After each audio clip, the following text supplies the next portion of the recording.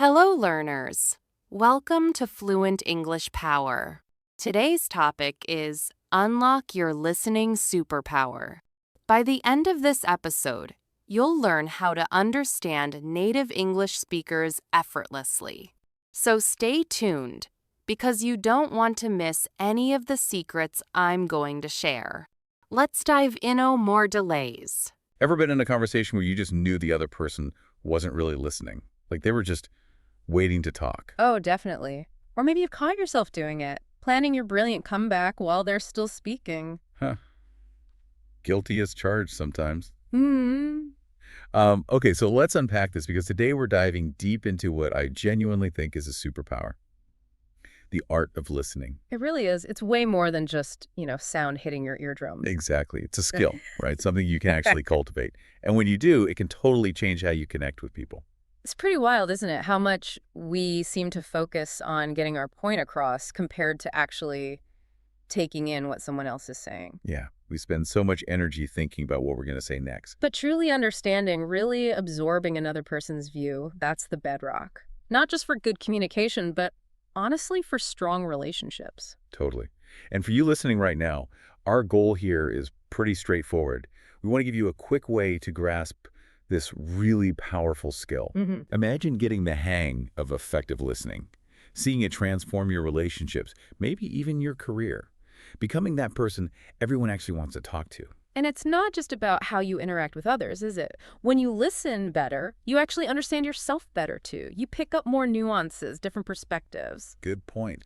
So what's the plan for this deep dive? We're going to look at why listening is sometimes surprisingly tough. Right, the roadblocks. Yeah, the roadblocks. Then the rewards, the good stuff, the different levels or ways we listen, some core principles. The foundation? Exactly, the foundations. And then some actual techniques you can, try out immediately. So the mission, essentially. Our mission Yeah. is to help you move towards really active and maybe even empathetic listening, ready to really hear what this is all about. So yeah, the big question, why is listening, something that seems so basic, actually so hard sometimes? It's easy to think it's just laziness, right? Yeah. Not paying attention. But it's often more complex than that. There's stuff going on in our heads. Totally. It's not always just about willpower, is it? Our brains are just buzzing all the time, processing, thinking. Constantly. So when someone's talking, that internal chatter can really get in the way. Have you ever caught yourself mid-conversation already scripting your reply? Oh, absolutely. Okay, they said X, so I need to counter with Y. Exactly. Like they mentioned deadline, got to bring up resources. Sound familiar to you out there?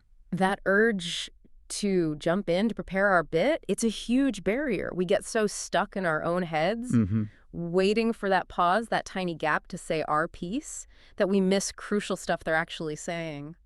And it's not just planning responses, right? Yeah. Sometimes we're judging, not sure I buy that, or that doesn't sound right. Yeah, those instant internal critiques, they act like filters, don't they? They totally do. Blinders, almost. we stop trying to get their point and just focus on why we disagree or have a better idea. Exactly. The focus shifts inward to our evaluation instead of outward to their meaning. And then there are the obvious things. Yeah. The phone buzzing, right? Ugh, the phone. Always. Or your mind wandering off to your shopping list. Or replaying some other conversation. Internal, external. It's a constant battle for focus. And who hasn't done this? Yeah. Someone shares something, and bam. Your first thought is, oh, that reminds me of my story about. The classic compare and contrast. Right. And suddenly it's not their story anymore, it's yours. Which, sometimes connection happens that way, sharing similar things, but often it just kind of sidelines the person who is talking, makes them feel dismissed. Yeah, like their thing wasn't important enough on its own. I think fundamentally, maybe our culture, it rewards talking more than listening sometimes. That's an interesting point. We value being articulate, being assertive. Sometimes over just being receptive, Yeah. And if you've ever felt unheard, like we talked about at the start, you can see how these habits create that feeling for others. It's a cycle. It really is. When we don't listen well, we risk making others feel exactly how we hate feeling. Ignored, unimportant. And the fallout from all that. Yeah. Less than great listening. Misunderstandings, definitely. Big time. Communication breakdowns. People feeling overlooked. Yeah. Just strained relationships, work, home, everywhere. It really impacts everything. Okay, so we've painted a bit of a picture of why it's tricky. Let's flip it. Let's talk about Yes. the upside, the superpower aspect. What's actually in it for you when you become a really good listener? Yeah, calling it a superpower isn't really an exaggeration, I think. It genuinely unlocks so much. Like what? Where do we start? Well, the most obvious place. Relationships. Friends, family, partners. Right. The foundation. Exactly. Good listening builds trust. It deepens the connection. When you truly listen, the other person feels, well, valued, safe even, seen. Yeah, that feeling of being seen is huge. Think about a friend having a really rough time. If you just give them your full, focused attention versus, a quick, oh, that's tough, and changing the subject. Big difference. Yeah. Night and day, right? Huge difference in how they feel and how strong that friendship feels afterwards. That genuine listening, it's like emotional glue. Emotional glue. I like that. Okay, what else? Beyond the warm fuzzies. Okay, practical stuff. Better problem solving. How so? Well, if you're really listening at work, at home, wherever you gather way more information, you pick up on the subtleties, the unspoken things. The stuff between the lines. Precisely. The real core of the issue, maybe, not just the surface complaint. Okay, so more data leads to better solutions. Makes sense. Like if a colleague is explaining some complex project mess. If you're truly listening, you might catch the real sticking point, not just the symptom they're describing, and then you can actually help fix it properly. Right. And what about just learning stuff? Oh, absolutely. Every conversation is a learning opportunity, isn't it? If you're actually listening, yeah. Everyone you talk to has a unique viewpoint, experiences you don't have. Yeah. Listening is how you tap into that. You get like a little piece of their world. A tiny piece of their world. I like that. It broadens your own perspective. Definitely. It keeps you learning, keeps you humble, maybe. And then there's empathy. You can't really be empathetic if you're not listening, can you? Pretty much impossible. Listening is how you step into their shoes, try to see things from their angle, connect with how they're feeling. Which makes you, hopefully, a more compassionate person overall. It enriches your relationships on a deeper level, for sure. And it helps navigate tricky social stuff more effectively, too. Okay, here's one that might surprise people. You actually gain respect. How does that work?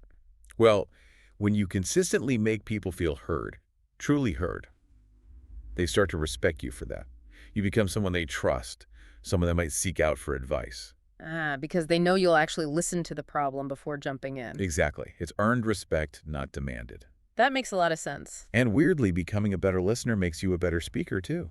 How so? Seems counterintuitive. Well, if you really understand what the other person is saying, what they care about, what they need, your response can be way more relevant, more impactful, clearer. So you're not just talking at them, you're responding to them. Less wasted breath, fewer misunderstandings. Exactly. It improves the whole communication loop both ways. So, yeah, better relationships, smarter problem solving, more knowledge, more empathy, more respect, better communication overall. It really is a superpower. Definitely not just about being polite. Okay, so if it's this great, how do we actually do it? You mentioned different ways we listen, like levels. Yeah, the levels idea can be helpful. Think of it like, well, moving up a scale from barely tuned in to fully connected. Okay, level 1, the basement level. Basement level, let's call it passive listening. Level 1, you're physically there, maybe nodding. Head nodding, eyes glazed over. Exactly. Mind is miles away. Words are coming in, but nothing's sticking. You're hearing, maybe, but definitely not listening. Thinking about dinner plans while your colleague talks project updates. We've all been there. Okay, what's level 2? Level 2, selective listening. This is where you only really tune in to the bits that interest you. Or the bits you agree with. Or the bits you agree with, yeah. You filter out the rest. Or you latch onto one keyword, oh, they mentioned budget, and then you jump in about budget stuff, even if that wasn't their main point at all. Right. Hearing what you want to hear, basically. Pretty much. It leads to a lot of crossed wires and missed information. Okay, so passive, selective. Now we're getting somewhere better. Hopefully. Level 3, active listening. This is the goal for most interactions. What does that look like? It means you're fully engaged, you're paying attention consciously, not just to the words, but the tone, the body language. The whole package. The whole package. You're focused, you're present. Your main aim is just to understand what they're communicating. This is what we really want to dig into today. Okay, active listening. Got it. Is there a level beyond that? There is. Level 4, empathetic listening. The superpower level, maybe. Ooh, intriguing. What's the difference? It builds on active listening, but adds that crucial layer of emotional understanding. You're not just getting the facts, you're trying to grasp the feelings behind the facts. So putting yourself in their emotional shoes. Exactly. Listening with the heart, you could say, as well as the ears in mind. Connecting with their feelings, not just their story. That's where the really deep connection happens. Wow, okay. So passive, selective, active, empathetic. And the goal is to move away from the first two. Towards consistently being active and developing that empathetic capacity for when it really counts. Right.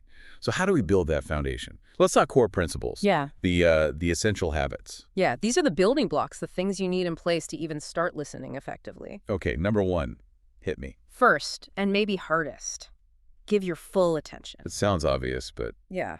hard. Super hard in our world, right? Phones, notifications, multitasking. So what does full attention actually mean in practice? It means consciously deciding, okay, for this conversation, I'm here, put the phone down face down maybe, close the laptop lid, stop fiddling with other stuff. Turn towards them. Definitely. Turn towards them. Make eye contact, comfortable eye contact, not a weird stare down. And if the environment's noisy, maybe suggest moving somewhere quieter. Or even just asking for like, hey, give me 1 sec to finish this email, then I'm all yours. That shows respect. That physical act of turning off distractions and turning towards them, it sends a message, doesn't it? A huge message. You matter right now. This conversation matters. Okay, full attention. Got it. Principle number 2. Use nonverbal cues. Your body talks, even when you're silent. How so? What kind of cues? Well, we mentioned eye contact. Nodding occasionally shows you're following along. Like that. Exactly. Keeping an open posture, arms not crossed, maybe leaning in slightly signals you're receptive. Right, not looking defensive or closed off. And your face. Let your expression kind of mirror theirs appropriately. If they're sad, look concerned. If they're excited, show some interest. It shows empathy. So your body needs to be listening to. Totally. It backs up the fact that your brain is engaged. Okay, nonverbals. What about actual sounds? Verbal cues. Yeah, those little verbal signals that you're still with them. The okay, I see. Little encouragers. Exactly. They're encouragers, not interruptions. They just let the speaker know, yep, keep going, I'm tracking with you. Okay, those are good. Now, what about the big don't? The golden rule. Do not interrupt. Easier said than done sometimes, especially if you get excited or think you know where they're going. Oh, I know. The urge is strong. But interrupting basically says, my thought is more important than the rest of yours. Ouch. Yeah, that stings. So practice patience. Let them finish completely, even if there's a pause. They might just be thinking. Exactly. Or catching their breath. Try counting like 1 Mississippi, 2 Mississippi in your head after they stop talking before you jump in. Yeah. Okay. The Mississippi rule. I'll try that. Yeah. You might be surprised what they add in that silence. You really might. Patience is key here. Okay, no interrupting. What's the last core principle? Resist judging or advising. At least not right away. Explain that. Huh? Isn't advising sometimes helpful? Sometimes, yes. But your first job as a listener is to understand. Not to fix, not to critique, not to evaluate. Just understand. Just understand. Most people, honestly. They just want to be heard first. The advice can come later, maybe, if they ask for it. So put the fix-it hat away initially. Exactly. Take off the advice-giving hat, put on the understanding hat, focus on their experience, their perspective. Wow. Okay. Full attention, nonverbal cues, verbal encouragers, no interrupting, and no initial judging or advising. That's a solid foundation. It really is. Get those habits down and you're already miles ahead. I can see how just doing those things would make a huge difference. Okay, so with that foundation, what are some specific techniques we can use? Like tools for the listener's toolkit. Right, tools to take it even deeper. These build right on those principles. To number 1. Paraphrasing or summarizing. So if I heard you right, technique. Okay, how does that work? After they've shared something, maybe a chunk of thought, you briefly restate the main point in your own words. Give me an example. Okay, say someone says, man, work is killing me. The deadlines are insane. My boss is dumping extra projects. I feel like I'm drowning. Okay, feeling overwhelmed. Right, so you could paraphrase, wow, so it sounds like you're feeling totally swamped with the workload and the pressure, like it's just too much right now. Okay. Why does that help? Couple of reasons. 1, it shows you were actually listening. 2, it gives them a chance to correct you if you misunderstood. Oh, good point. Like they might say, They might say, yeah, swamped, but it's also that I don't feel like anyone appreciates the extra effort. Boom, deeper understanding. nice. It clarifies for both of you. And it helps them hear their own thoughts reflected back, which can be clarifying for them too. Okay, paraphrasing, useful. What's next?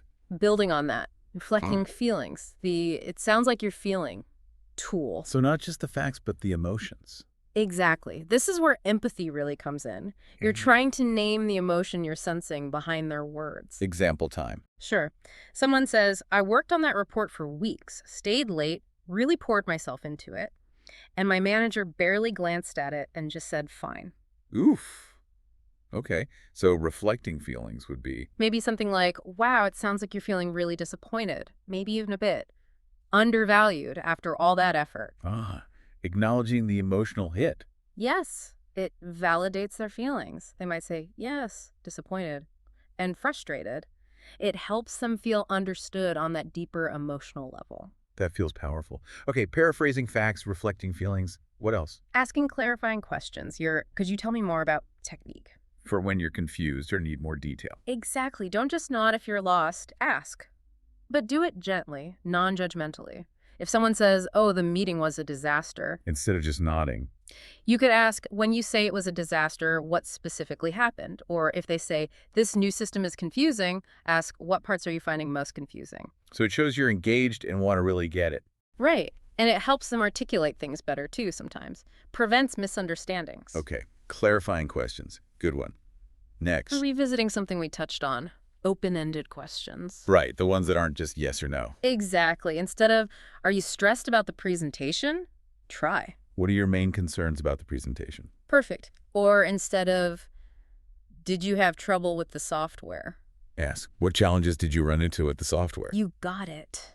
They encourage elaboration, keep the conversation flowing, reveal more thoughts and feelings. Crucial tool. Definitely see the difference there. Okay, one more technique. One more, and it's maybe the most zen. Using silence effectively. The power of the pause. You mentioned this earlier. Yep. Resist that urge to immediately fill every silence after they finish speaking. Just let it sit for a second. Just let it sit. They might be gathering their thoughts. They might have more to add. Comfortable silence shows you're not rushing them. You're giving them space. It feels counterintuitive, but I can see how that could be powerful. Give them room to breathe mentally. Exactly. It shows patience and respect. Wow, okay. Paraphrasing, reflecting feelings, clarifying questions, open-ended questions, and using silence. That's a pretty solid toolkit. Definitely takes practice. But yeah, these are tools that really deepen understanding and make the speaker feel genuinely heard. Right. But even with the best intentions and these tools, Yeah. things still go wrong sometimes, right? We hit roadblocks. Oh, absolutely. All the time. Recognizing them is the first step to getting over them. Okay, what's a common one? Mind wandering. We talked about it. Your brain just floats off. To groceries, emails, weekend plans. Yep. So how to overcome it? First, just notice it. Oops, drifted off. Gently bring your focus back.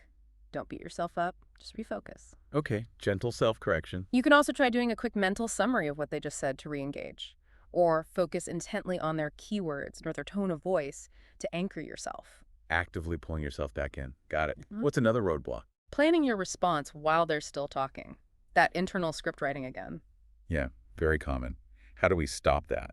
Try the one thing rule.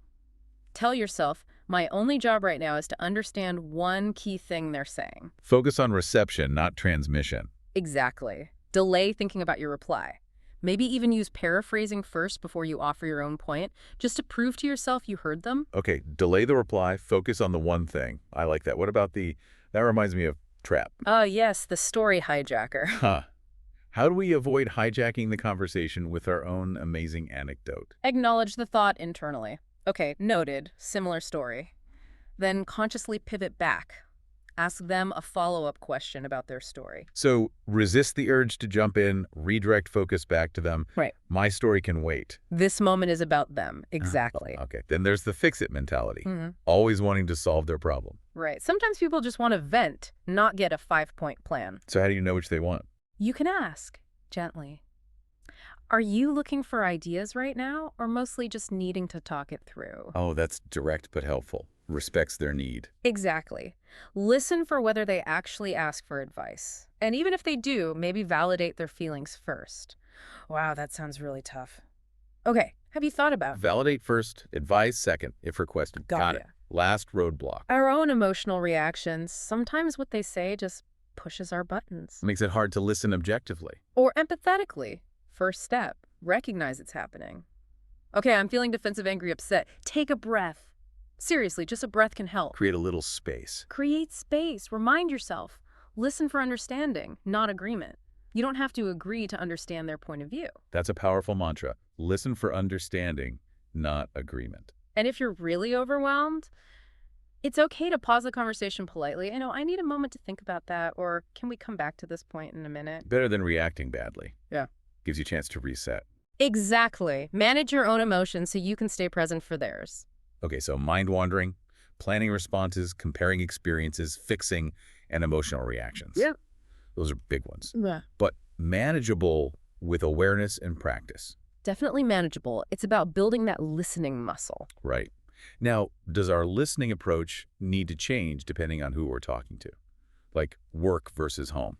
Yeah, I think the core principles always apply, but the emphasis might shift a bit depending on the context. Okay, let's take personal relationships, friends, family. What's the emphasis there? Often, it leans heavily towards empathetic listening. Right. Focus on the emotions, the connection, providing support. So more reflecting feelings, validating. Exactly. Being present, offering comfort, maybe not rushing to fix things unless they specifically ask, like your friend failing the exam example. Right. Focus on the disappointment, not the study habits immediately. That sounds really rough. Precisely. Listening as an act of caring and connection. Okay, now contrast that with, say, the workplace, professional settings. There, while empathy is still good, the emphasis often shifts more towards active listening for clarity and accuracy. Facts, instructions, collaboration. So more paraphrasing instructions, asking clarifying questions. Yes, maybe taking notes. Ensuring everyone's aligned on goals, tasks, deadlines. Focus is often on efficiency, getting things right. Like your boss explaining a project, you'd focus on confirming the details. Okay, so the deliverable is X by Y date. Exactly. Confirming understanding is key. Makes sense. What about really tough situations? Difficult conversations? Conflict? Oh, okay. Here, listening becomes crucial for de-escalation. Try to bring the temperature down. Right. And understanding the underlying concerns. What's really bothering them beneath the anger or frustration? Finding common ground, if possible. So what techniques are key there? Staying calm yourself, obviously. Definitely avoiding interrupting and using reflective listening to show you hear their frustration, even if you don't agree. Like, it sounds like you're feeling really unheard about this. Yes. Acknowledging their emotion and perspective can be incredibly disarming. Trying to genuinely understand why they feel that way. Wow.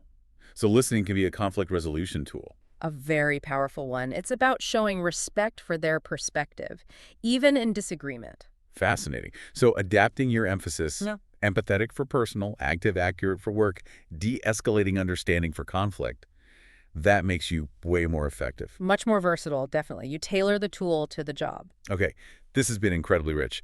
To help everyone listening kind of pull it all together, can we create like a quick checklist? A listener's toolkit summary? Yeah, pocket guide. Let's do it. Practical takeaways. Okay, your quick guide for the next conversation. Number 1. Turn towards them. Physically orient yourself. 2. Put distractions away. Phone down. 3. Comfortable eye contact. Connect visually. 4. Nodding and small verbal cues. Okay. Show engagement. 5. Let them finish. The Mississippi rule. Count to 2. 6. Paraphrase. So what I'm hearing is... 7. Reflect feelings. Sounds like you're feeling. 8. Ask open-ended questions. Tell me more about. Or how did that feel? 9. Use silence. Don't be afraid of the pause. 10. No judging or advising unless asked. Understand first. And 11. Manage your own emotions. Stay present. Boom. 11 points. Keep those in mind. Practice them. Powerful listener in the making. It's a great summary, a really practical checklist to start working with. Okay, so here's the challenge for you listening right now. This week, pick one conversation. Just one. Doesn't have to be a big one. Family dinner, chat with a colleague, even listening to this deep dive replay. And consciously try to use at least 3 things from our toolkit. Maybe focus on putting the phone away, not interrupting, and asking one open-ended question. Or try paraphrasing something they say and reflecting a feeling you pick up on, whatever feels doable. And then afterwards? Afterwards, take just a minute to think about it. How did it feel for you to listen that way? Did the other person react differently? Did you learn something? That reflection piece is key, isn't it? That's how you learn and adjust, moving from knowing to doing. Absolutely, because this isn't just theory. Listening is a skill, it takes practice, but man, is it rewarding. So rewarding. Better communication, deeper connections, better understanding. It impacts everything. It really does. It's just as important as being able to speak well, maybe even more so sometimes, for that real human connection. Couldn't agree more. It's an ongoing journey, always more to learn, always room to improve. Well, that feels like a great place to wrap up this deep dive on the art and science of listening. Yeah. I really hope you found this useful. Yeah, I hope you're feeling inspired to unlock that listening superpower within you. Remember, really hearing someone, it's a gift. Yeah. To them, definitely, but also strangely to yourself. Absolutely. It enriches your own understanding of the world. Thanks so much for diving deep with us today. Until next time, keep practicing. You might be amazed at what you start to hear. And keep exploring. There's always more perspective out there. Listen actively. Listen empathetically. If you found this video helpful, don't forget to like, comment, and share it with your friends.